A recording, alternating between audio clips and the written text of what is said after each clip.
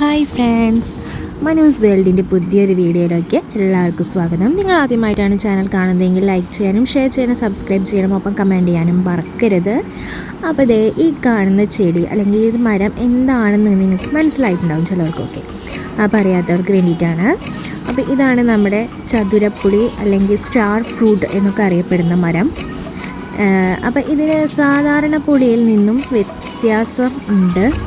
എന്താണെന്ന് വെച്ചാൽ അത് കണ്ടോ, നമ്മുടെ ഇരുമ്പാമ്പുളിനേക്കാളും കുറച്ചും കൂടി ഡിഫറൻസാണ്. വലുപ്പത്തിൻ്റെ കാര്യത്തിലും ഷേപ്സിൻ്റെ കാര്യത്തിലും എല്ലാത്തിലും വ്യത്യാസമാണ്.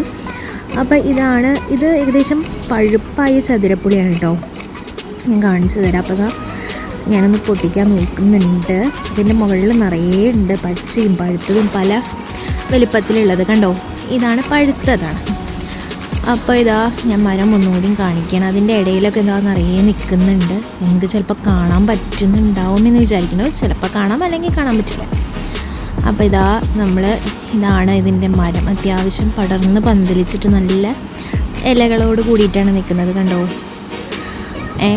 അപ്പോൾ പഴുത്ത് നിൽക്കണത്.